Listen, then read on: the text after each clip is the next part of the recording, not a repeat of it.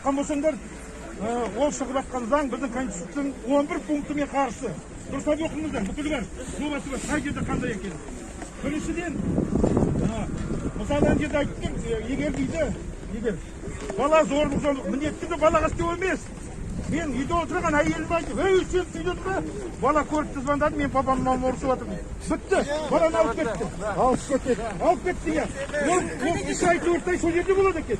3 ай 4 айдан кейін сізге мәңгүрт әкеп береді қолыңызға. Иә. Мынаны бірақ. Иә, міндетті түрде біздің кешегі, әке Асқар Тау, ана деген үйдің есігі, Жунақ ананың аяғының астында жатырған сөзіміз қайда қалды? Біз оны бір түбіне жетіп тұрған жоқпыз. Біздің ана мемлекеттік мен кеше оқыдым, 7 депутат.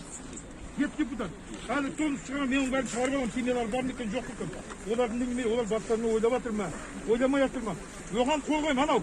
Анатолий той дегенді министр қойып қойды, енді бұлай. Кеше оқып жатсам, оказывается, анау. Еркекті ұрғашын еркек қылатын заңға қол қойып қойды. Біздің мемлекетте ол жерек жоқ, жат дүние ғой. Мұсылманға жат дүние, иә. Сосын міндетті жігіттер айтып жатсыңдар, иә, мен қарсылығым жоқ. Орыс тілімен сөйлейік, қазақ тілімен сөйлейік. Ағылшынша оқы, немісше оқы. Ол сенің заң.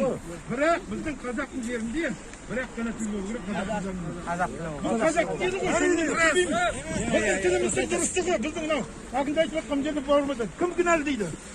Тіл жоқ болса солай боламыз біз. Өмір бақи мәнші бишара боламыз. Өмір бақи көрінгеннің аузына жалтақтап, бір жеріне жауабын боламыз бұл. Не? Барсаң больница сөйтеді, ана жерде бүйтеді. Неге десең, біздің өзіміздің кішкене ішімізде кіріп кеткен менталитет, мен енді өткен ғасырдың адамымын ғой. Мен 60-тан асып кеткен азаматпын. Осылай тұрсақ, мысалы, 10 қазақ тұрып ортамызда тұрыс болса, шіркін-ай десеңізге, жалтақ болған бишарамыз соған орысша сөйлейміз ғой. Ол біздің, ол қазақтың мәжбүрлігі емес. Ол сол біздің бойымызға сіңіп кеткен, анаға деген құрмет, кешеден кіріп кеткен. Қай мемлекетті алмаңыз, бүкіл Кавказды алыңыз, Белоруссия, Украина, Германияңды, Польшаңды, бүкіл қазақ елден рахмет айтып жатыр.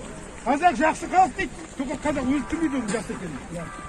Мына мемлекеттік заң, қазақ тілі болу керек, бітті. Многонациональное государство, пускай будет, никто не против. Мы не против, пусть живут здесь, никто не мешает никому. Ну, язык государственный, иди на казахский. Хочешь разговаривать, на русском говори, на немецком говори, на французском говори, тебе никто ничего не дает. Живи как хочешь. Хоть один казах кого-нибудь здесь выгонял, кто скажет? Все живут здесь в достатке. Вот так хватает. Кроме казаха, все богато живут.